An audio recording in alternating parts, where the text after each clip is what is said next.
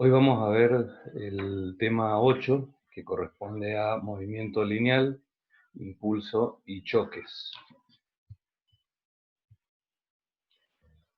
Los objetivos que vamos a plantearnos para este capítulo, para esta unidad, es conocer o introducir el nuevo concepto de movimiento lineal, o cantidad de movimiento también se lo conoce, de una partícula, como resultado de un impulso de la fuerza neta que actúa sobre la partícula. Esto es la resultante de todas las fuerzas externas que estén actuando sobre ella, que hace que esta magnitud cambie. En general vamos a ver que lo vamos a asociar en principio a un cambio en sus condiciones de movimiento, dado que si hay una fuerza neta hay una aceleración y esto se traduce como un cambio en la velocidad. Vamos a determinar qué es lo que sucede con el momento lineal de un sistema de partículas que lo consideramos aislado del resto. Esto es una serie de cuerpos de partículas que interactúan entre sí, pero que no interactúan con el entorno que las rodea. Vamos a ver dentro de estas características qué sucede cuando estos dos cuerpos chocan, y dentro de este tema de choques vamos a diferenciar los choques en función de cómo se comportan estos cuerpos, estas partículas, desde el punto de vista energético. Esto es, qué sucede con la energía cinética y elástica que tienen estos cuerpos, y por lo tanto vamos a hacer una diferenciación entre los distintos tipos de choques en elásticos, inelásticos o totalmente inelásticos. Por último, vamos a poder ver que este conjunto de partículas que denominamos sistema va a tener un comportamiento de forma conjunta, valga la redundancia, que es lo que vamos a estudiar, y que en definitiva, si sobre este sistema actúan fuerzas externas, se van a comportar de manera de seguir las leyes que hemos estudiado para una partícula, pero en este caso se va a referir a su centro de masa, que no necesariamente implica que corresponda con un cuerpo. Y por último, que sería el caso más complejo, es qué sucede si varía la masa, cosa que hasta el momento no habíamos tenido en cuenta, ya que siempre consideramos que la masa de un cuerpo o un objeto permanece constante. De tal manera que vamos a introducir, como habíamos dicho, un nuevo concepto que es el del momento lineal y su conservación, que nos permiten analizar ciertas situaciones en las que las leyes de Newton, aplicadas directamente, no nos daban un resultado certero, o no nos daban, digamos, un resultado alguno.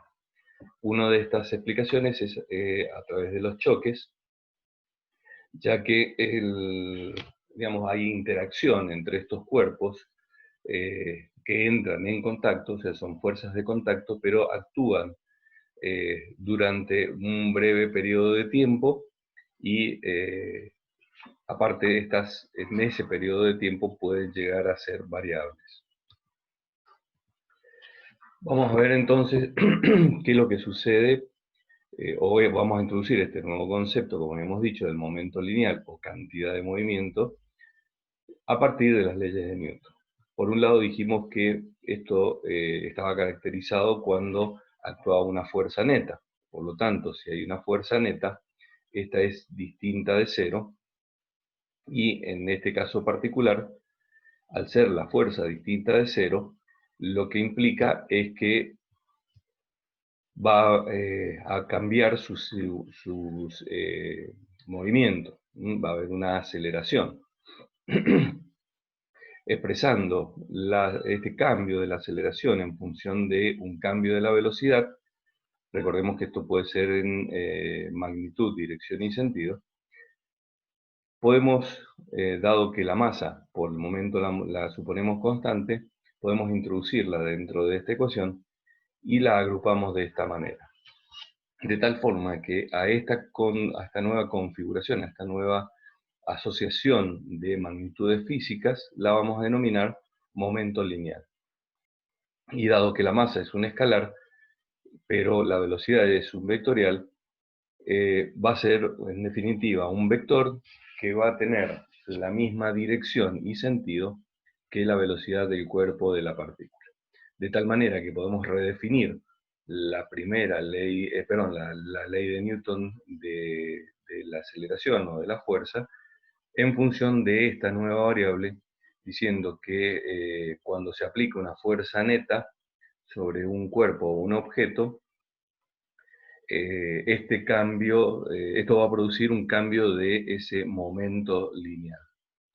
Recuerden que, como partimos de la ley de Newton, esta expresión es aplicable únicamente con marcos de referencia inerciales. Esto es que o están estáticos o se mueven estos marcos de referencia a velocidad constante. De tal manera que recurriendo a lo que habíamos visto antes y haciendo, en lugar de un cambio instantáneo, un cambio de esta cantidad de movimiento en un periodo dado, podemos expresarla como vemos acá en la ecuación, y si multiplicamos en ambos términos por el cambio o el lapso o el periodo en el cual ocurre este cambio, entonces la diferencia entre el momento final y el momento inicial, nos va a quedar que la fuerza neta multiplicada por ese lapso es igual al cambio de la cantidad de movimiento. A esta nueva asociación de fuerzas multiplicada por un periodo de tiempo lo vamos a denominar impulso.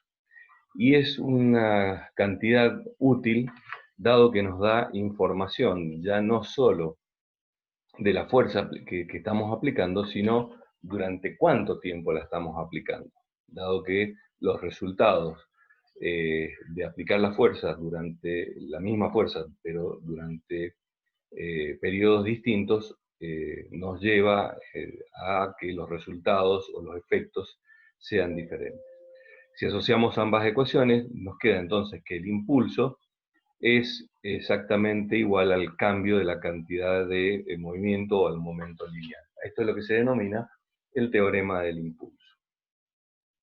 Si en este caso consideramos que, o queremos obtener cuál es el cambio total en función de una fuerza variable en un determinado periodo de tiempo, lo que hacemos es aplicar la integral a las ecuaciones que habíamos visto anteriormente y llegamos como conclusión a que, en definitiva, va a depender únicamente del estado final y respecto del estado inicial. O sea que, por más que la fuerza neta sea variable, en realidad el impulso como tal va a depender únicamente de los estados inicial y final. Esta entonces sería la definición general del impulso. Ahora bien, ¿qué es lo que significa esto? En realidad es bastante, digamos, una aproximación para comprender el resultado o el significado de esto, es suponer una fuerza variable que actúa durante un periodo de tiempo, como vemos acá en esta curva que está en color rojizo, en donde comienza a aumentar, llega a un valor máximo y de ahí comienza a disminuir nuevamente. Vamos a definir el impulso de acuerdo a lo que vimos anteriormente como la integral de la fuerza por tiempo. Como acá hemos representado la variación de la fuerza en función del tiempo, en definitiva el impulso es el área bajo la curva. Quiere decir que en realidad podemos definir un área equivalente a la misma, o sea que tenga exactamente la misma superficie, pero que tiene un valor constante durante el mismo periodo de tiempo. Y ese valor constante corresponde a la media de la fuerza aplicada. Por eso es que dijimos que en realidad esto digamos, se podía interpretar de distinta manera. O sea que si nosotros ejerciéramos una fuerza constante durante ese mismo periodo de tiempo, de un valor equivalente a la fuerza media de esta fuerza variable, el resultado, los efectos, serían exactamente lo mismo desde el punto de vista de la dinámica. De tal manera que podemos definir, o vamos a definir el impulso, en función de qué tan breve es el lapso. O sea, una fuerza impulsiva le vamos a denominar a una fuerza en donde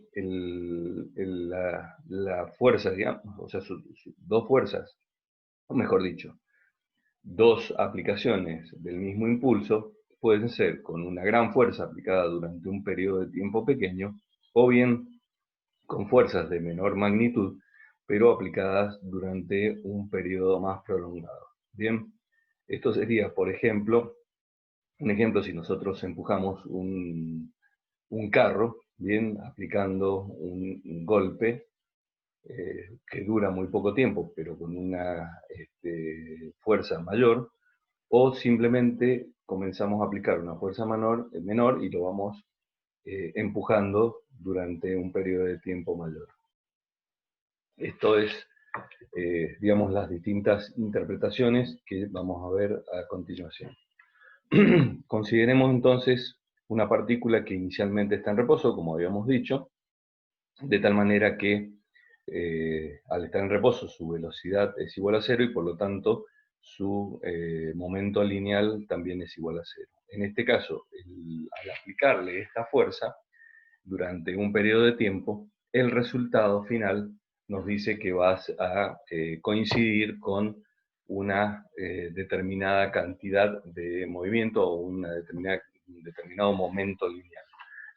Recordemos que una vez que, en ambos casos, como vimos anteriormente, una vez que cesa la aplicación de las fuerzas, o una vez que llegamos al instante T2, a partir de ahí, al no aplicar ninguna fuerza, el sistema o el cuerpo se somete a la primera ley de Newton. Esto es, que queda en equilibrio.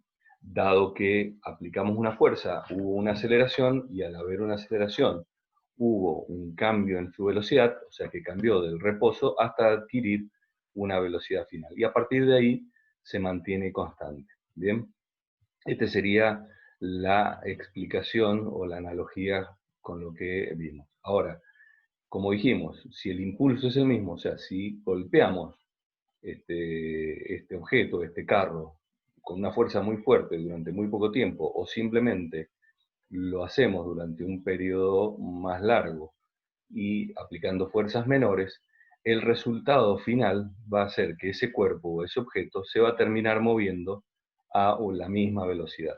Bien, siempre y cuando, como dijimos, el impulso o el área bajo las curvas fuera la misma. También hemos visto que cada vez que cambia un cuerpo, una partícula, su velocidad, hay asociada a esta una energía cinética. O sea, todo cuerpo, todo objeto que tiene una velocidad tiene asociada una energía cinética. De tal manera que, en este caso particular, en donde parte del reposo, la energía cinética final que va a adquirir va a depender de esa velocidad final que tomó luego de que aplicáramos esa fuerza. De tal manera que esa energía cinética final, en este caso particular, que la energía cinética inicial es igual a cero, dado que parte del reposo, va a ser igual al trabajo total.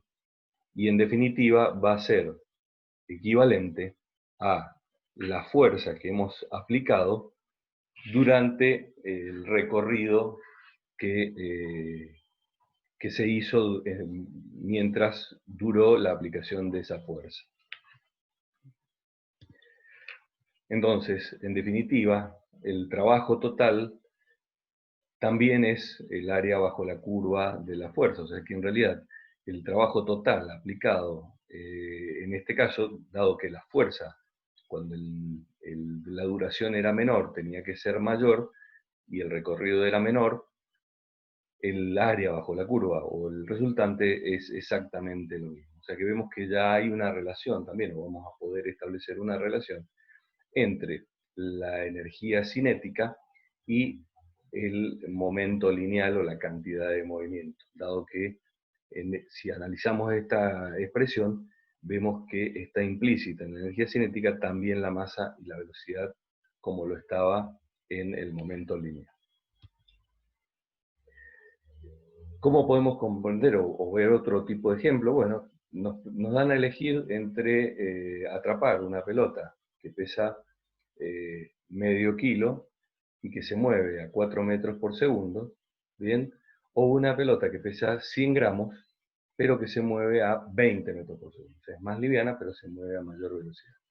Nos preguntarían cuál sería más fácil de atrapar. En realidad, desde el punto de vista del momento lineal, ambas tienen exactamente el mismo momento lineal. Bien, si sacamos las cuentas, las dos tienen 2 kilogramos por metro sobre segundo. Bueno, esto también es importante, no se los había mencionado, pero no tiene una unidad propia, el momento lineal, sino que se expresa en kilogramos por metro sobre segundo. Pero el cambio en dónde está. Como la energía cinética depende de la velocidad del cuadrado, evidentemente va a tener mayor peso la que tenga mayor velocidad, dado que el cambio es mayor. De tal manera que la bola grande, por ejemplo, una pelota de básquet o algo por el estilo, va a tener una energía cinética final de 4 joules, mientras que la pequeña va a tener una energía cinética de 20 joules. ¿Bien? Esto es importante porque, dado que, en definitiva, el trabajo que vamos a necesitar realizar para frenarla va a ser mayor en el caso de la pelota más liviana. De tal manera que si hiciéramos, digamos, la misma fuerza, como dijimos, el trabajo va a ser equivalente a la energía cinética final. De tal manera que si hiciéramos la misma fuerza para detener a ambas pelotas, o sea, que la quisiéramos detener aplicando con el brazo la misma fuerza, yendo a la ecuación que habíamos visto anteriormente, en definitiva, nos va a llevar mayor distancia de tener la pelota pequeña que de tener la pelota más grande. O sea que vemos que podemos sacar a partir de este concepto de impulso y de cantidad de movimiento o momento lineal, otro tipo de conclusiones que no las podríamos, o sería, digamos, más complicado aplicando las leyes de Newton y de energía como lo hemos visto. En ambos casos, tanto el impulso como el momento lineal son principios que se denominan integrales, esto es, que tienen una razón o un fundamento durante un intervalo de tiempo finito, o sea, durante un lapso determinado. Mientras que en la expresión de las leyes de Newton son lo que se denominan principios diferenciales, esto es que son relaciones instantáneas que se dan en un único punto del espacio o en un único instante de tiempo. Eso simplemente es conceptual. Bien, lo que les recomiendo para comprender o para aplicar mejor es el ejemplo, o sea, que vean todos los ejemplos del libro, pero en particular entiendo que es mucho más, digamos, que engloba mejor de estos conceptos que hemos visto, el ejemplo 8.2, que es de una pelota que golpea la pared. Bien, que es un ejemplo bastante sencillo y que es bastante, digamos, cotidiano, por decirlo de alguna manera. Así que bueno, les recomiendo verlo, es un ejercicio relativamente pequeño, pero lo que vemos es que, por ejemplo, entre otras cosas, cuando interviene esta interacción entre dos cuerpos distintos, ya lo habíamos visto, por ejemplo, entre las pelotas y la mano, en este caso entre la pelota y la pared, vamos a ver que hay una interacción durante un periodo de breve muy tiempo que produce un cambio. En este caso, en el caso de la pelota, era cambiar su energía cinética con la mano, y en el caso de la pelota contra la pared hay un cambio en su dirección y sentido. Ya vamos a definir este tipo de interacciones. Más adelante las vamos a estudiar bajo una nueva perspectiva, que es lo que le denominamos choques. Y vemos que hay una diferencia sustancial entre la pelota que rebota contra la pared o las pelotas que son detenidas con la mano. Bien, esto ya vamos a entrar un poco más en detalle. Bien, entonces, recordando un poco lo que habíamos estado viendo, vamos a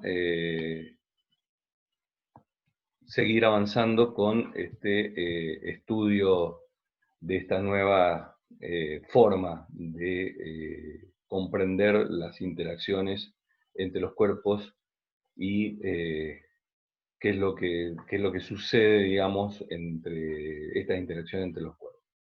Entonces, en principio, habíamos hablado al inicio del capítulo de un sistema. ¿Qué es lo que es un sistema? Básicamente es un conjunto de objetos, ¿bien?, que se interrelacionan entre sí y que a su vez pueden o no tener interacción con el entorno, ¿bien?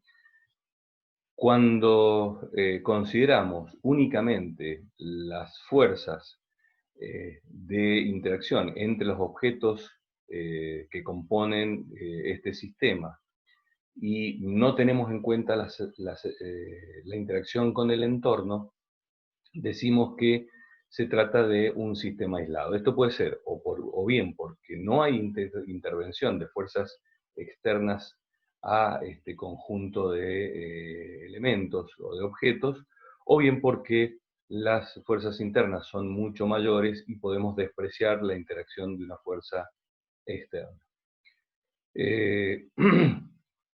Obviamente que cuando aplicamos esta interacción o estudiamos estas interacciones, se cumplen, como habíamos dicho, las leyes de Newton. En general, para cada acción entre estos objetos, en particular si lo estudiamos entre dos de ellos, vamos a comprender o vamos a ver que es de aplicación la tercera ley de Newton, o sea que toda acción va a haber una reacción de igual magnitud, pero en la misma dirección, pero opuestas en sentido. ¿Bien? De tal manera que, así como definíamos la tercera ley de Newton en relación a fuerzas, también vamos a poder definir los impulsos y los momentos lineales en este sentido. Vamos a tratar de deducir ahora un concepto que habíamos anticipado, que es de la conservación del momento lineal. Entonces vamos a suponer un par de partículas, una partícula A, sobre la cual digamos, o hay una interacción con una partícula B, de tal manera que podemos definir una fuerza de B actuando sobre A y su reacción de una fuerza de A actuando sobre B. Como vimos, podemos definir las fuerzas en función de la cantidad de movimiento, por lo tanto, podemos definir una cantidad de movimiento, o un cambio, mejor dicho, en la cantidad de movimiento debido a la aplicación de esta fuerza en A, y un cambio en la cantidad de movimiento debido a esta reacción en B. Esto nos indica que al aplicar una fuerza va a haber un cambio, debido a que si la fuerza es distinta de cero, este otro miembro de la igualdad es distinto de cero, por lo tanto implica que hay necesariamente un cambio en el momento lineal, que es resultado, como vimos, de la aplicación de la tercera ley de Newton.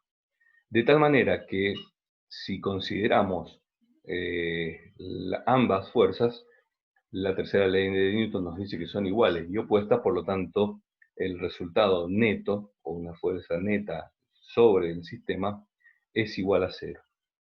Reemplazándolo por los cambios de energía, podemos definirlo como el cambio de la sumatoria de las cantidades momento lineal de la partícula A y de la partícula B respecto del tiempo va a tender a ser igual a cero. ¿Cómo podemos interpretar esto? Bien, lo que nos dice esta ecuación es que para que esto sea cierto, la cantidad de movimiento total, o sea, la sumatoria de la cantidad de movimiento que tiene la partícula A en cualquier instante de tiempo en un sistema aislado, y la cantidad de movimiento que tiene la partícula B, se van a mantener constantes. Esto no quiere decir que individualmente lo hagan, sino que en conjunto se van a mantener constantes. O sea que si consideramos un sistema aislado de dos partículas que interactúan entre sí, donde se aplica la tercera ley de Newton, o sea que a cada acción corresponde una reacción igual y de sentido contrario, va a existir un cambio en la cantidad de movimiento, o perdón, el momento lineal, es lo mismo, sobre las dos. Sin embargo, si consideramos el momento lineal que el conjunto o el sistema tenía antes de la interacción y luego de la interacción, este va a permanecer constante, o sea, no va a haber un cambio. Esto lo vamos a aplicar o lo vamos a entender un poco más claramente cuando estudiemos el concepto de choques, pero en realidad se aplica a cualquier sistema. De tal manera que a este nuevo, digamos, esta nueva deducción que hemos llegado, en donde en un sistema aislado, o sea que no actúan fuerzas externas al mismo, se conserva el momento lineal, es lo que le denominamos principio de conservación. Y es una consecuencia directa, como vemos, de la tercera ley de Newton. Nuevamente recordemos que todo esto que estamos estudiando es válido siempre y cuando tengamos o lo estemos estudiando en marcos de referencia inerciales. De tal manera que, digamos, podemos generalizar este principio, dado que la cantidad, el momento lineal es una magnitud vectorial, también lo deben ser sus componentes. O sea que acá vemos que en realidad la cantidad, ya no solamente el momento lineal total del sistema se mantiene, sino que a su vez cada una de las componentes en nuestro sistema de referencia también deben ser constantes. Y esto nos va a ser de mucha ayuda para estudiar los choques o las colisiones cuando se dan en 2 o 3 dimensiones. Entonces, dijimos que si no actúan fuerzas externas sobre un sistema, el momento lineal total se conserva, o dicho de otra manera, el cambio del momento lineal total del sistema es cero. Bien, que es otra forma de interpretarlo. Esto, en principio, nos indica que si bien hay fuerzas internas que están actuando, y va a haber cambios en las cantidades de movimiento de cada una de las partículas, pero en forma conjunta, o sea, en el sistema completa, este se conserva. Y esto lo podemos ver, por ejemplo, un ejemplo serían dos patinadores que en algún momento que vienen, digamos, desplazándose con una determinada velocidad, estamos despreciando la fricción, esto es un sistema aislado, también estamos despreciando, por ejemplo, la resistencia del aire, bien, de tal manera que entre sí lo podemos interpretar como fueran dos partículas, de tal manera que cada uno de ellos va a tener su momento lineal, porque tiene su propia masa y se están desplazando con una determinada momento, se toman de las manos, ¿bien? Quiere decir que interactúan entre sí, debido a que, digamos, esta interacción va a provocar cambios en el sistema, o sea, va a haber una fuerza en el momento en que se toman de las manos. Esto, como dijimos, va a producir un cambio en el momento lineal de cada uno de ellos. O sea que, por ejemplo, pueden darse varios casos, es que simplemente después de la interacción partan en sentidos contrarios, que giren, o sea, cualquiera de las figuras o las piruetas que hacen los patinadores artísticos, como hemos visto. Bien, esto sería entonces el principio de conservación del momento lineal, es útil para estudiar este tipo de situaciones en donde de un instante a otro se producen cambios en el movimiento de cuerpos o partículas que interactúan entre sí. Una forma de poderlo comprender más acabadamente es repasar el ejemplo 8.4, que es el del retroceso del rifle. Todo aquel que haya utilizado, digamos, un arma de fuego en algún momento sabe que una vez que se dispara, se produce un efecto de retroceso que se denomina en el arma de fuego, y en realidad todo esto obedece a la tercera ley de Newton. Y acá lo importante es que uno diría, bueno, siendo la masa del rifle mucho mayor que la de la bala, ¿por qué se produce esto? Porque en realidad la bala en realidad sale con una cantidad o una velocidad bastante importante, y el rifle, digamos, lo va a hacer a menor velocidad. Y otra cuestión importante es, inicialmente el sistema estaba en reposo, por lo tanto, una vez que ocurre la detonación o el disparo, el sistema debería seguir manteniendo su cantidad de movimiento exactamente igual. Como la bala, a pesar de que tiene una masa muy baja, tiene una cantidad de movimiento que va a depender de la velocidad, que es bastante alta, entonces evidentemente podemos explicar el retroceso del rifle de tal manera que la masa por la velocidad tiene que ser igual y opuesta a la de la bala, de tal manera que se conserve el estado inicial, que era de cero. Bien, esa es la aplicación que tiene este ejemplo, que les pido que lean y repasen con atención. Vamos a ver ahora, vamos a pasar a estas interacciones desde esta nueva perspectiva, que es lo que le denominamos choque, en donde, por definición, vamos a denominarle choque o colisión, también en alguna bibliografía lo llama de la misma manera, a cualquier interacción vigorosa, esto es intensa, entre cuerpos distintos con una duración relativamente corta. ¿Mm? En este caso, si en un choque, por ejemplo, de dos autos, las fuerzas durante la colisión son muy fuertes con respecto, por ejemplo, a el caso de la fricción, bien, esto podría ser, por ejemplo, un choque en un día lluvioso, en donde el piso está resbaloso. Nuevamente, no es que existan fuerzas externas, sino que las mismas son despreciables. Bajo esas circunstancias, volvemos al concepto que habíamos visto anteriormente y podemos suponer que este es un sistema aislado.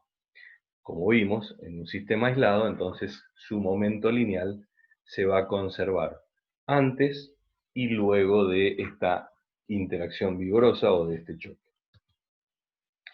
Vamos a plantear para ello un ejemplo, bien, en donde tenemos un riel de fricción muy baja o nula, bien, esto es un riel al cual se le inyecta aire, tiene pequeños agujeritos por los cuales sale el aire a presión y mantienen elevado los carritos deslizantes, de tal manera que en realidad esto se puede mover prácticamente con una fricción igual a cero.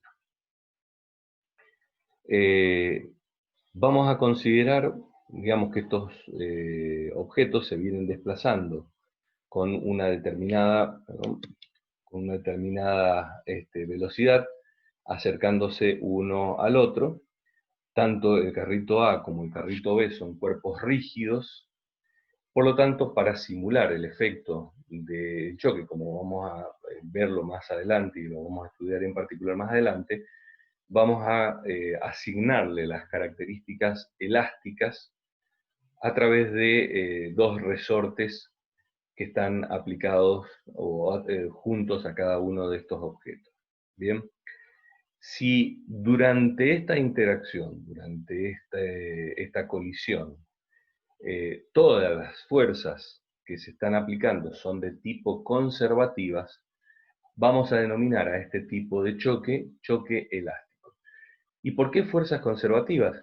Como vimos en el caso particular de los resortes, toda la energía cinética que traen estos dos carritos se va a terminar transformando en energía potencial elástica. O sea, el resorte se va a comprimir, va a almacenar la energía, bien, hasta que se transforme totalmente, o sea, hasta que los dos carritos se detengan.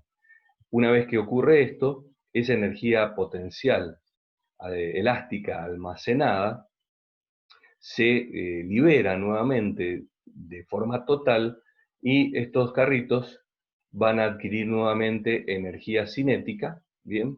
Desplazándose en este caso particular en sentidos contrarios.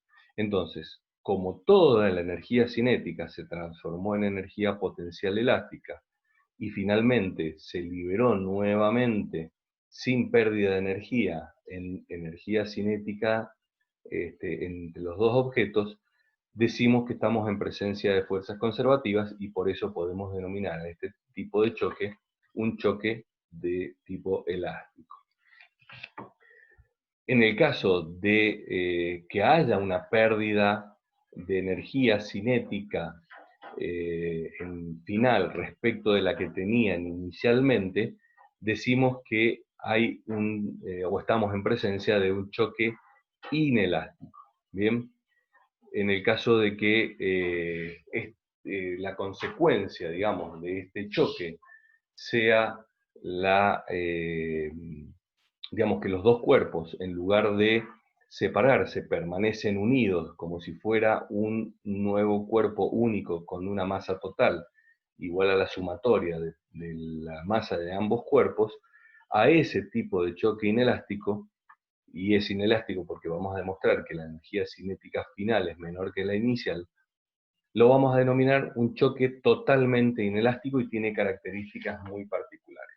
Uno de los ejemplos que trae el libro y que es bastante común es de una bala disparada contra un bloque de madera que se incrusta totalmente en el mismo. Bien, en este caso, la masa de la bala queda incrustada, o sea, pasa a formar parte de este bloque de madera y la masa total del conjunto va a ser la sumatoria de la masa del bloque de madera y de la bala. Como consecuencia de ello, vamos a ver, o hay un ejemplo en el libro, en donde ambos objetos, conformando un mismo cuerpo, se mueven de manera uniforme. Esto sería entonces un ejemplo clásico de un choque totalmente inelástico. ¿Mm? Entonces, esto nos lleva a una nueva conclusión. En un choque elástico se conserva, obviamente siempre considerando un sistema aislado, esto es que podemos despreciar las fuerzas externas, se conserva en el choque elástico el momento lineal y la energía cinética, antes y luego del choque. En el caso de un choque inelástico, si bien se conserva el momento lineal antes y después, no es así la energía cinética. Hay una pérdida de energía cinética que más adelante la vamos a estudiar como, entre otras cosas, una deformación permanente en los cuerpos. Esto es clásico en una colisión entre dos vehículos, en donde como el resultado de ellos, los dos vehículos prácticamente quedan detenidos, o sea que la energía cinética final llega a ser cero, ¿bien? Y estos quedan muy deformados, o sea que evidentemente toda la energía cinética que traían antes de la colisión se terminó utilizando para deformar estos cuerpos. ¿Mm? Aparte también hay, por ejemplo, el ruido es una forma de energía que también es consecuencia, digamos, de esta interacción, entre otras cosas. Vamos a ver qué sucede en este caso con el mismo ejemplo de los carritos, pero en un choque totalmente inelástico. Entonces reemplazamos en estos carritos, en lugar de tener un resorte, lo que ponemos es un velcro, el famoso abrojo que le llamamos, que es un material textil que tienen uno como una especie de buclecitos y el otro son como una especie de gancho, de tal manera que cuando uno los pone en contacto quedan firmemente adheridos. Bien, entonces nuevamente ambos carritos se van desplazando con velocidades constantes. Recuerden que estamos suponiendo que ya no hay ninguna fuerza externa, bien, y se aplica, digamos, el principio de la primera ley de Newton, o sea que las velocidades hasta el momento del contacto, en el ejemplo anterior y en este también, son constantes. En el momento del choque, ambos se adhieren firmemente y ya no se pueden despegar, pero si ambos traían, como acá vemos que existe una determinada cantidad de energía cinética que traía el primer objeto y el segundo, y si las masas son diferentes, es probable que al final de esta colisión se terminen desplazando como un único objeto en una determinada velocidad, y dado que ya no interactúan más fuerzas entre sí, lo va a seguir haciendo en una velocidad constante de salida. Lo mismo ocurría en el otro ejemplo, también la velocidad de salida, al no haber fuerzas externas, terminaba siendo constante. Bien, de tal manera que podemos definir una velocidad final 2, que es en definitiva la misma velocidad que tiene tanto el cuerpo A como el cuerpo B. Aplicando el principio de conservación del momento lineal, considerando el momento lineal del carrito A y del carrito B antes de la colisión y el momento lineal de los dos carritos unidos luego de la colisión, y estamos considerando que se está moviendo linealmente en un mismo eje, que lo vamos a considerar el eje X, bien, podemos hacer este análisis que vimos anteriormente. Otra forma sería, por ejemplo, considerar que el cuerpo B está en reposo, o sea, su velocidad inicial es igual a 0, y por lo tanto su momento lineal también lo es, mientras que el carrito A se está moviendo con una determinada velocidad, o sea que toda la cantidad de momento lineal va a deberse únicamente a la que tenía el carrito inicialmente. De tal manera que, aplicando en las ecuaciones anteriores y reemplazando, la velocidad de salida de los dos cuerpos unidos luego del choque totalmente inelástico va a estar dada por la relación entre la cantidad de movimiento lineal respecto de la masa total de los dos cuerpos unidos. Considerando la energía cinética total antes del choque y considerando a partir de la velocidad de salida y que la masa total es la sumatoria de las dos, podemos calcular la la energía cinética luego del choque.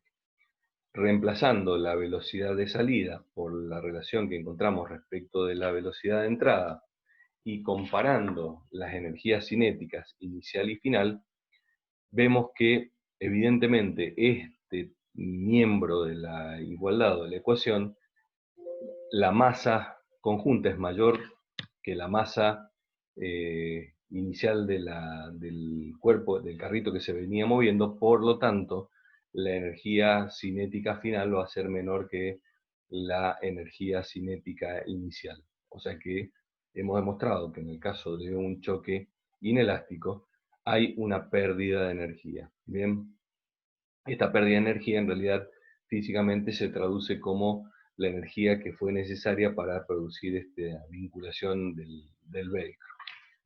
Todos sabemos que después, para despegar el velcro, necesitamos aplicar una fuerza y por lo tanto realizar un trabajo. Y en este caso particular necesitamos hacer fuerza para pegarlo y fuerza para despegarlo, o sea que no son fuerzas conservativas. Dicho de otra manera, entonces, en un choque inelástico intervienen fuerzas no conservativas, y por lo tanto esa energía no puede volver a ser transformada en energía cinética. Acá está el ejemplo que les mencionaba del péndulo balístico, que es una de las aplicaciones que se utiliza para medir, por ejemplo, la energía o la velocidad de un proyectil, en donde aplicamos el caso de la bala que se incrusta en el bloque, o sea, aplicamos el caso de un choque totalmente inelástico. Bien. Entonces, en definitiva, ¿cómo clasificamos a los choques? Un choque totalmente elástico es aquel, o perdón, mejor dicho, en los choques en un sistema aislado, el momento lineal se conserva siempre, en cualquiera de ellos. ¿Cuál es la diferencia? Es qué es lo que sucede con la energía cinética. En un choque elástico, entonces, la energía cinética se conserva, o sea que la energía cinética que tenían los objetos, dos o más, la sumatoria de las energías cinéticas va a ser igual a la sumatoria de las energías cinéticas finales. En el caso de un choque inelástico, la sumatoria de las energías cinéticas finales va a ser menor que la sumatoria de la energía cinética inicial, y en el caso de un choque totalmente inelástico, ocurre esto mismo, pero con la diferencia de que los cuerpos permanecen unidos y formando un nuevo bloque, una nueva unidad. En los dos casos, tenemos que hacer un estudio particular para determinar la cantidad de energía cinética. Entonces, vamos a repasar en particular los choques elásticos, esto es, en los cuales se conserva la energía cinética y el momento lineal, y vamos a tratar de demostrar que lo que se aplican son fuerzas conservativas. Recuerden que todo esto que estamos viendo, si bien lo estamos estudiando en una única dimensión, también es completamente aplicable a interacciones entre cuerpos en dos dimensiones, como por ejemplo dos bolas de billar o de pool que colisionan en una mesa, que sus velocidades o sus direcciones de salida cambian y son distintas de las que tenían inicialmente, eh, digamos, cambian en un plano, por ejemplo. Entonces, todo esto que estamos aplicando, la conservación, como vimos, del momento lineal, se va a mantener en cada uno de los ejes de referencia, ¿bien? O sea que lo podemos aplicar. Y la energía, en definitiva, es la total que tiene el sistema. Entonces, volviendo a lo que estamos viendo, para la conservación de la energía tenemos que la energía cinética inicial, que es la sumatoria de las que tenían antes de la colisión, que las vamos a denominar con su índice 1, tiene que ser igual a la energía cinética, a la sumatoria de la energía cinética total final, con las velocidades con el subíndice 2. Aplicando lo mismo para la conservación del momento lineal, el momento lineal inicial tiene que ser igual al momento lineal total final. Si ahora recurrimos a una simplificación, dado que esto se tiene que cumplir para cualquier caso en donde el objeto, digamos, B inicialmente está en reposo antes del choque, hacemos igual su velocidad igual a 0, y reescribimos las ecuaciones de energía y de momento lineal de la siguiente manera. En este caso, como no sabemos qué es lo que va a suceder finalmente, vamos a suponer que ambos objetos van a tener una velocidad de salida. Entonces, tomando la ecuación de la energía y reacomodándola, fíjense que en este caso, por ejemplo, podemos simplificar el 1/2, ¿bien? O sea que básicamente lo que hemos hecho es realizar eso y agrupar todos los términos que tienen como un factor común a la masa A, y expresando este binomio, ¿bien? Podemos reescribir, digamos, esta relación de esta manera, como hemos visto acá. De tal manera que, perdón, vamos a ir un poco, antes que me olvide. Esta sería la de la energía, y esta ecuación no es que sale de acá, sino que sale a partir del momento lineal.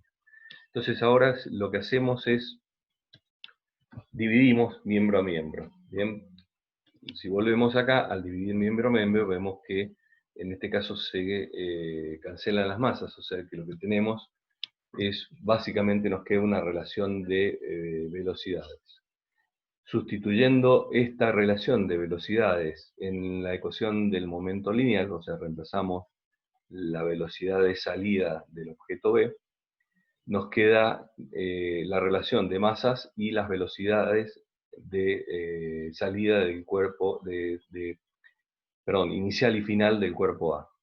Entonces vemos que despejando o poniendo la velocidad de salida del cuerpo A en función de la velocidad de antes de la colisión, nos da una relación de masa. O sea, esta relación va a depender de la relación de masa. ¿Mm? Si ahora hacemos la sustitución en la cantidad de energía, llegamos a esta expresión. ¿Y qué nos dice esta expresión? Bueno, vamos a ver algunos ejemplos. Por ejemplo, volvemos sobre el ejemplo que habíamos visto de la pelota contra la pared. En este caso, obviamente, la masa de la pared es muy superior a la masa de la pelotita. Por lo tanto, despejándola en las ecuaciones, podemos considerar que la masa A es despreciable frente a la masa B, y llegamos a la conclusión de que si arrojamos una pelota contra la pared con una velocidad, digamos, inicial, en este sentido, bueno, están invertidas, tendremos que haber hecho el dibujo al revés para que nos den los signos, pero en definitiva, la velocidad de salida va a ser exactamente igual, pero en sentido contrario. Y reemplazando las expresiones, teniendo en cuenta que A es despreciable frente a B y que B es mucho mayor que A, por más que esté multiplicado por 2, esta expresión va a ser aproximadamente 0. Dicho de otra manera, tiramos una pelota contra la pared y la pared no se va a mover. ¿Bien? Ese es el resultado de este análisis. Como vemos, acá vemos bien la utilidad del principio de conservación de la cantidad de movimiento. Veamos qué sucede al revés. Si el objeto que se mueve es el más masivo, bien, por ejemplo, una pelota de bowling, una bola de bowling, y el objeto que está detenido, el objeto B, es una pelotita, digamos, de masa muchísimo menor. O sea que la masa de A es mayor que la de B. Es otro caso. ¿Qué es lo que va a suceder? En definitiva, si hacemos el mismo análisis, nos vamos a encontrar con que, obviamente, al aplicar, digamos, el choque, este impulso, la pelotita va a salir desplazada, pero sin embargo, vamos a observar que la pelota B va a seguir moviéndose prácticamente a la misma velocidad, va a perder muy poca velocidad en la misma dirección y sentido. ¿Bien? ¿Qué sucede si ambas tienen la misma masa? Como por ejemplo, habíamos dicho el ejemplo de las bolas de billar o de pool. Bien, en el caso de aquel que haya jugado y despreciando, digamos, la fricción, si aplicamos el impulso sobre la bola B, la bola A se va a quedar en el lugar y la bola B va a adquirir la misma velocidad que tenía la bola A al iniciar. Por eso, en general, vemos que en el caso del billar y del pool, la bola blanca, que es con la que se impulsa a las demás, es distinta en tamaño, o sea, tiene una masa diferente de las bolas de billar para que esta siga, digamos, con algo de movimiento. O sea, que sería un caso intermedio entre estos dos que estamos viendo acá.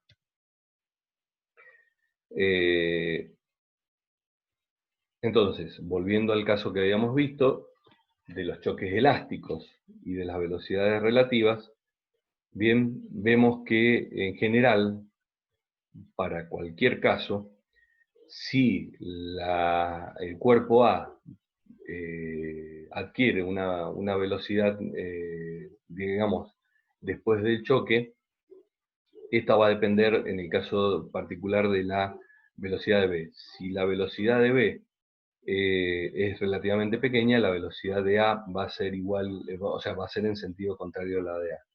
Mientras que si la velocidad de B es muy grande, bien, la velocidad de A va a seguir siendo la misma que en el caso de la bola de bowling contra la eh, pelota, digamos, de menor masa.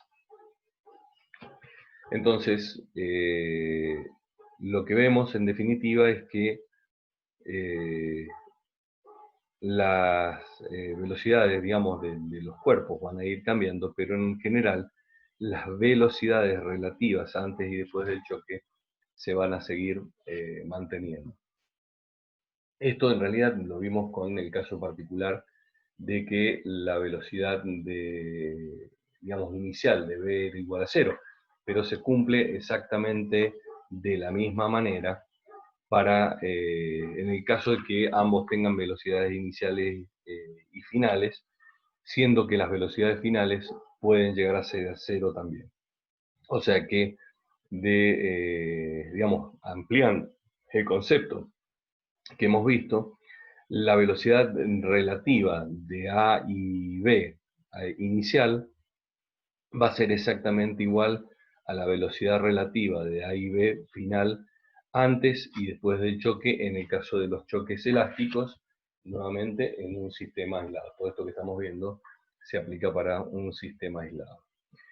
Como les decía, un ejemplo, digamos, típico es como en el caso de las bolas de billar o de pool, en donde la blanca suele ser un poco más grande que las otras, que es el ejemplo que vemos acá, y en este caso particular tenemos la característica de que el impacto ya no se da en la misma, digamos, dirección. Fíjense que en realidad el centro de masa de A está desplazado respecto del centro de masa de B en la dirección de la colisión. O sea que se va a producir una desviación de la bola A y en la bola B, que estaba detenida, va a salir con una determinada velocidad.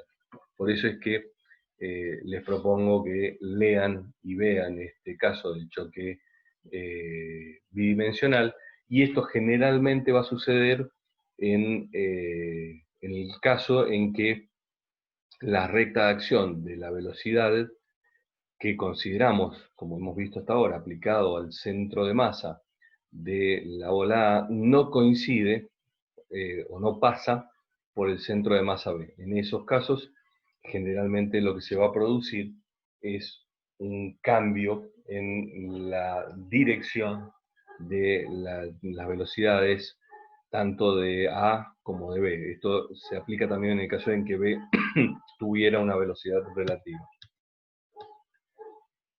Bien. Por último, vamos a estudiar qué es lo que sucede,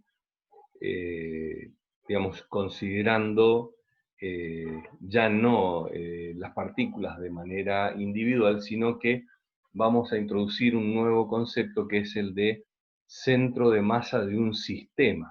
Bien, hasta ahora siempre que hablábamos del centro de masa era un punto en donde considerábamos concentrada, digamos, toda la masa lo habíamos definido de esa manera, de un cuerpo, de un objeto, y siempre que estudiábamos estas interacciones, las fuerzas eran concurrentes a este punto único. Por eso podíamos aplicar para el estudio los diagramas de cuerpo libre, ¿bien? En donde consideramos que todos los efectos sobre un cuerpo estaban concentrados en un único punto.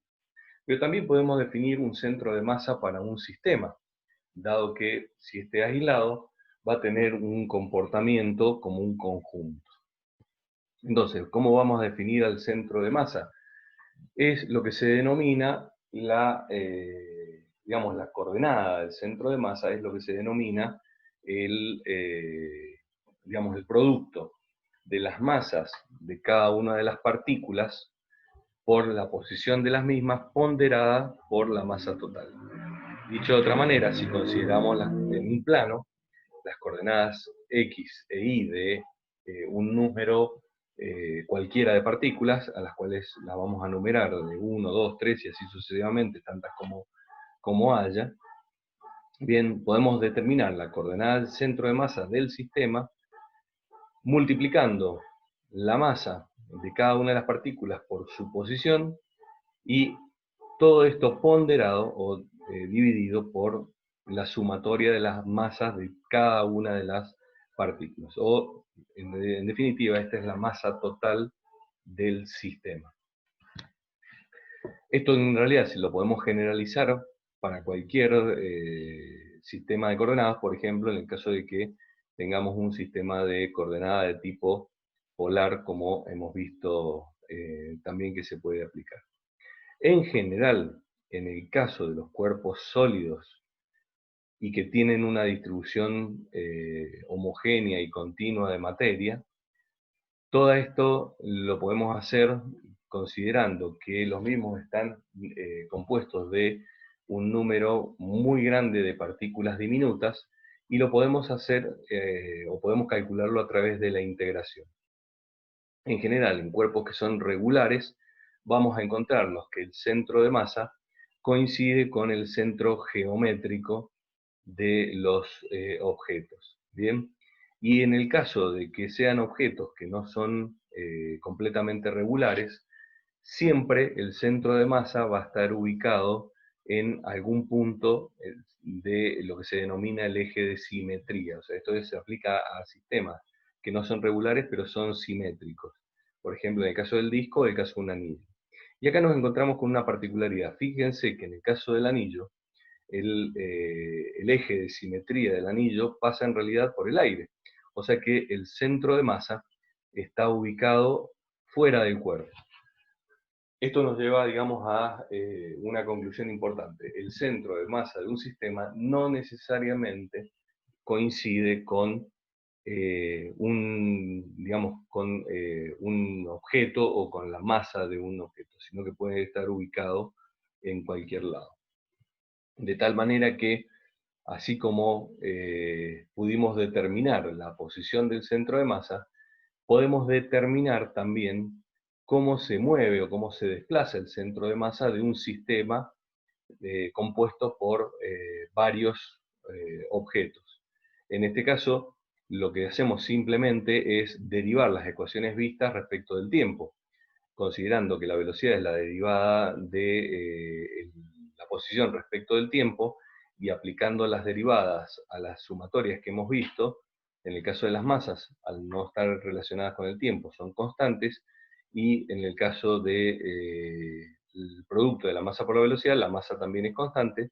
Llegamos a la conclusión que la velocidad del centro de masa es el producto de las masas individuales por las velocidades individuales de cada uno de los objetos ponderado por la masa total. Bien, de tal manera que si ahora despejamos, la masa total la pasamos multiplicando para el otro lado, lo que llegamos a la conclusión es que el movimiento lineal, el momento lineal del conjunto del sistema es igual a la sumatoria de los momentos lineales de todo el sistema, que era una de las conclusiones, o mejor dicho, era una de las afirmaciones que habíamos hecho y que de esta manera lo podemos demostrar. ¿Bien? Y obviamente que en un sistema aislado, este se va a conservar, dado que vamos a considerar, digamos, en el caso del sistema aislado que se conserva, si suponemos que la masa no cambia, entonces la velocidad del centro de masa del sistema se mantiene constante. Fíjense que esto también es bastante interesante, porque al conservarse el momento lineal total y al no cambiar la masa, lo que vemos es que el centro de masa, digamos, o la velocidad del centro de masa del sistema también permanecería constante, o sea que si se venía desplazando con una determinada velocidad del centro de masa, lo va a seguir haciendo igual, sin cambiar. El ejemplo más fácil o más sencillo de ver es en el caso, ¿se acuerdan de la bala y el rifle? Bien, en donde en realidad la velocidad inicial o la cantidad el momento lineal inicial era el cero y en definitiva el momento final, digamos, el movimiento o el centro de masa del sistema iba a permanecer constante, o sea que la velocidad final tiene que seguir siendo igual a cero. O sea que una vez que se impulsa la bala, por eso el rifle retrocede. Como el rifle es el que tiene la mayor cantidad de masa y el rifle prácticamente permanece quieto, la velocidad del centro de masa del sistema permanece, digamos, en el mismo lugar. ¿Mm? O sea que esto también es aplicable, digamos, a los ejemplos que habíamos visto anteriormente.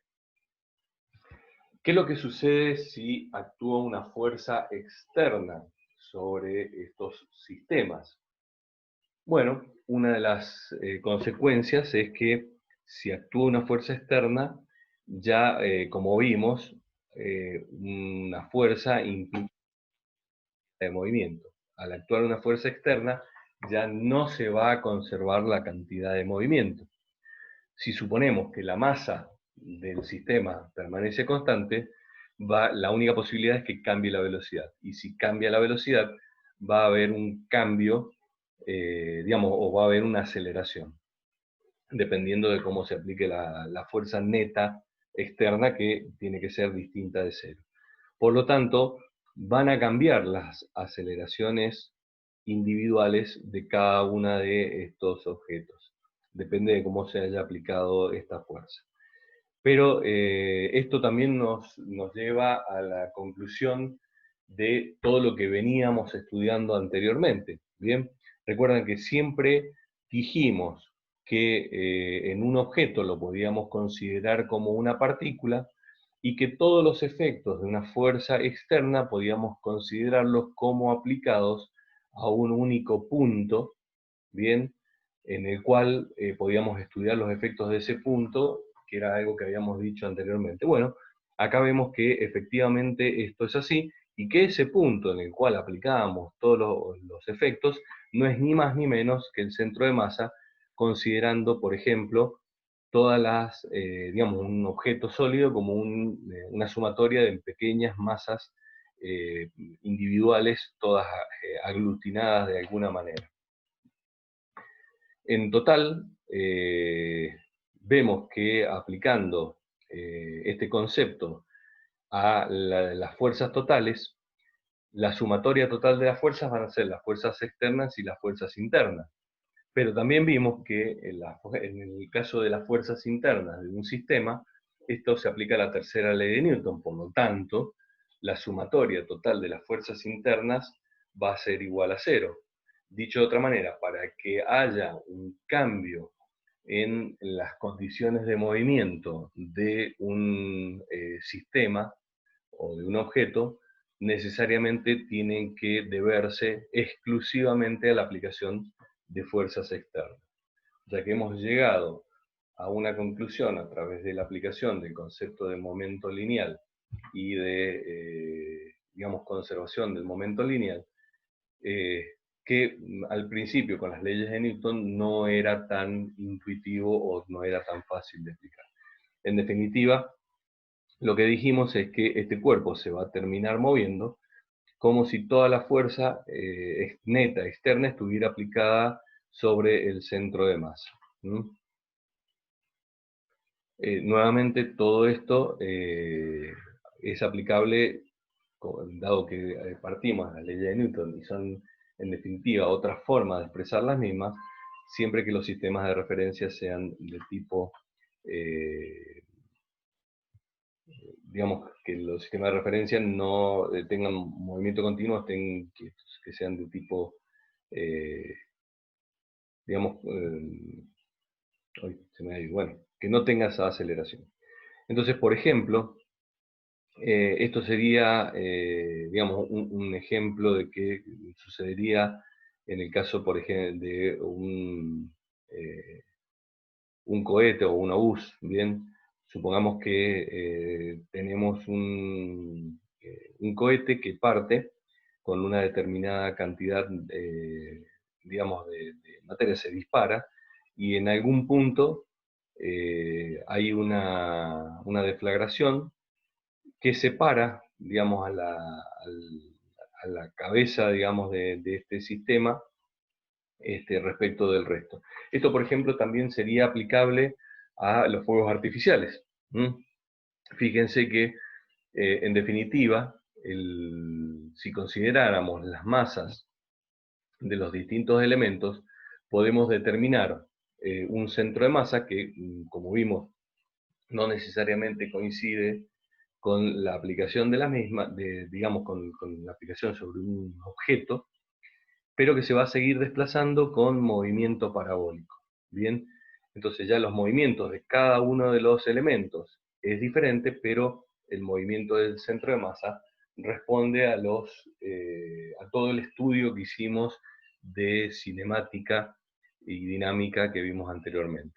Como les decía, en los fuegos artificiales, si vemos, por ejemplo, qué es lo que sucede, se aplica una fuerza que impulsa, digamos, el fuego artificial hasta una determinada altura. Una vez que se alcanza la altura máxima, se detiene por acción de la gravedad, ya que no hay ninguna fuerza impulsora, y en ese instante se lo hace estallar, y de ahí en más parten todas las distintos componentes. Sin embargo, si lo prestamos atención, vemos que el punto en donde estalló permanece en el mismo lugar, o sea que más allá de que todas las componentes, todos los elementos que componían ese fuego artificial se están desplazando en distintas direcciones y trayectorias, el centro de masa permanece en el mismo lugar en donde lo veíamos. A partir de ahí, cada uno de los fragmentos comienza a caer, y en realidad esto corresponde a la caída, digamos, debido a la atracción gravitatoria del centro de masa de todo el conjunto. Esto sería, digamos, una forma intuitiva de ver este tipo de elementos. En definitiva, haciendo el estudio que habíamos hecho antes, poniendo la aceleración como un cambio en la velocidad y como la masa es constante, incorporándola, en definitiva, la fuerza externa va a producir un cambio en la cantidad de movimiento, en el momento lineal total del sistema. O sea que el momento lineal se conserva cuando el sistema es aislado, esto es, que no hay fuerzas externas, pero cuando existe una fuerza externa, cambia el momento lineal del sistema. Sustituyendo en la ecuación, la podemos expresar como vimos de esta manera, en donde la fuerza neta es la sumatoria de las fuerzas externas, y las interacciones internas entre las partículas pueden cambiar su cantidad de movimiento lineal, pero la sumatoria de todos los cambios, en definitiva, va a corresponder al cambio del momento lineal de todo el sistema. Nuevamente, volviendo a lo que habíamos dicho, si las fuerzas externas, o sea, son cero, o sea, no hay una fuerza neta externa, dado que la masa no puede ser cero, la aceleración va a ser cero, por lo tanto, el cambio va a ser igual a cero, y la única explicación es que el momento lineal permanece constante, que era lo que habíamos dicho anteriormente. Ahora, ¿qué sucede en los sistemas, por ejemplo, como en un cohete, en donde a medida que va quemando combustible, la masa del mismo va cambiando? Bien, entonces lo que vamos a considerar en realidad, en el caso del cohete que va por el espacio, en donde prácticamente, digamos, ya una vez que se aleja de la Tierra, la atracción gravitatoria, o sea, las fuerzas externas, las podemos considerar despreciables, vamos a considerar que ese combustible que se quema y se expulsa del cohete, en realidad sigue formando parte del sistema. O sea que en realidad ese combustible quemado y expulsado,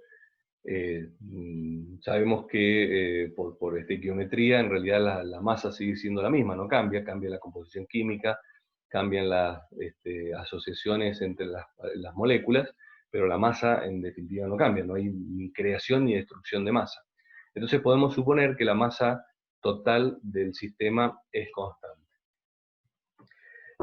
A medida que se va desplazando, o sea, que se va quemando el combustible, va cambiando su movimiento lineal. Esto es, por cada, digamos, a medida que el combustible es expulsado del cohete, hay por el principio de acción y reacción de la tercera ley de Newton, digamos, a la acción de expulsar estos gases con una determinada velocidad, corresponde una reacción igual y de sentido contrario, esto es, que el cohete se mueve en sentido contrario. ¿Mm? Y como vimos, si este es un sistema aislado, la cantidad de movimiento se conserva y por lo tanto digamos, el centro de masa se va a mover uniformemente. Estamos suponiendo que todo este estudio lo comenzamos, como dijimos, una vez que está fuera de la atracción gravitatoria, o sea que nuestra velocidad inicial es distinta de cero. Y acá quiero hacerles una salvedad. Este tema no lo he sacado del libro de Sears porque me resultó un poco engorroso. Este tema lo he sacado de otro libro, de otra bibliografía que me pareció que era un poco más clara. Bien, entonces a partir de ahora lo que les pido es que presten atención a esta explicación, que es levemente diferente a la que está en el libro de guía, pero que obviamente llegamos a las mismas conclusiones. Vamos a considerar en un instante inicial t, en donde la masa del cohete es una masa m más una delta masa, que es una porción de masa que luego se va a ir quemando y expulsando en forma de gases. Y que en ese instante de tiempo, en nuestro sistema de coordenadas, recuerden que es un sistema, digamos, fijo, en donde podemos ver la velocidad, va a tener una determinada velocidad instantánea. De tal manera que la cantidad de movimiento, o el momento lineal, es la suma de la masa total por la velocidad. ¿Mm? Luego de un breve periodo de tiempo, parte de ese combustible que se quema es expulsado. Recuerden que cuando hablamos de combustible en un cohete, en realidad lleva el combustible y el comburente. O sea, cuando se combinan y se le agrega, digamos, algo para que reaccionen químicamente como una chispa, es expulsado los dos. O sea que cuando hablamos de combustible estamos hablando en realidad de ambos componentes. Esta es una versión muy simplificada. Ustedes lo pueden detallar más adelante. Pero en definitiva, luego de que esos gases son expulsados, la masa del cohete se reduce simplemente a m. En este caso, hay un cambio en la velocidad o la rapidez, digamos, en este caso si consideramos únicamente su magnitud, del cohete, que se ve incrementada en un delta v. ¿Qué es lo que sucede? En realidad, hay una velocidad de expulsión de los gases, ¿bien? Que la vamos a denominar V sub E, que es la velocidad de expulsión de los gases respecto del cohete.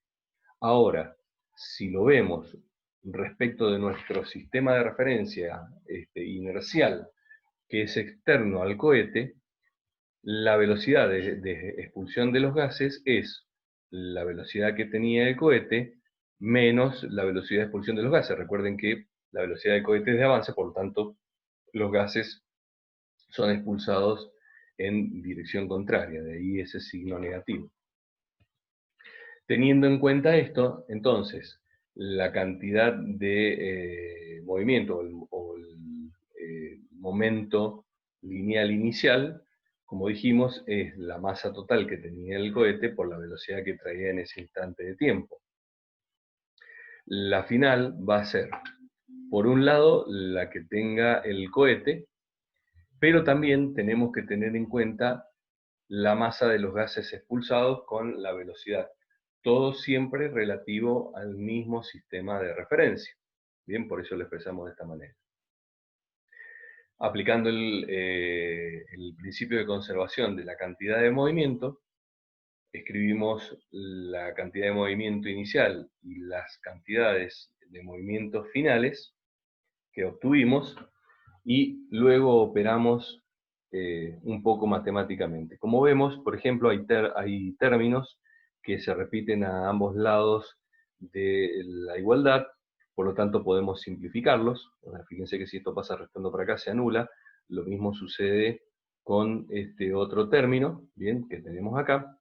Por lo tanto, nos queda que la masa del cohete, luego de expulsar los gases por el cambio de velocidad, va a ser equivalente al cambio de, digamos, o la masa expulsada por los gases por la velocidad de expulsión de los mismos.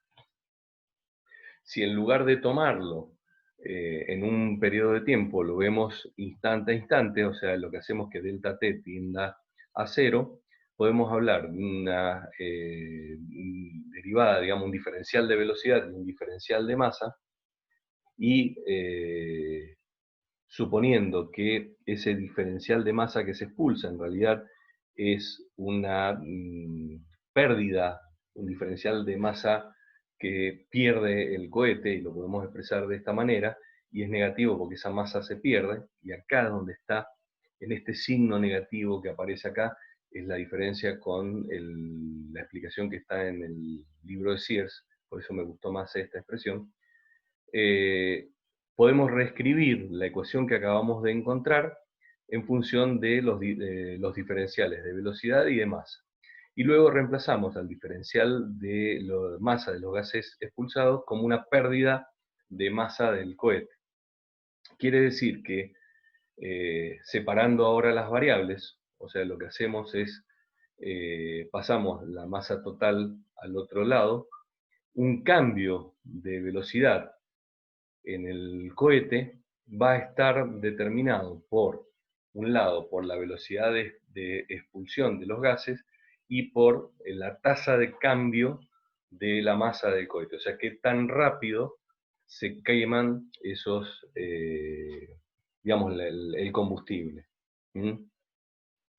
Si resolvemos esta ecuación, vemos que a esta tasa de la masa inicial respecto de la masa final es lo que se denomina rapidez de consumo. O sea, mientras más combustible quememos y mientras mayor sea la velocidad de expulsión de los mismos, o sea, mientras más violenta sea la reacción química que produzcamos, mayor va a ser el cambio de velocidad en un determinado periodo de tiempo, en un determinado lapso, y por lo tanto la aceleración del cohete va a ser cada vez mayor.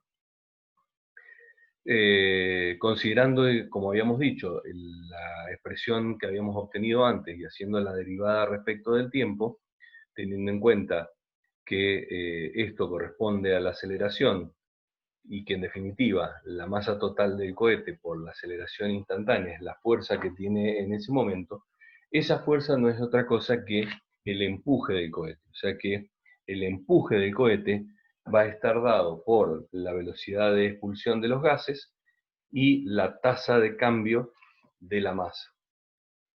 En este caso, fíjense que a pesar de que aparece este signo negativo, la tasa de cambio, como siempre hay una pérdida de masa en el cohete, esta tasa de cambio es negativa, y por lo tanto el negativo que provenía de la ecuación y el negativo de la tasa de cambio es positivo, y por eso la fuerza impulsora del cohete va en el mismo sentido que la velocidad, y por lo tanto la aceleración está en el mismo sentido de la velocidad, lo que implica que la velocidad final es mayor que la velocidad inicial.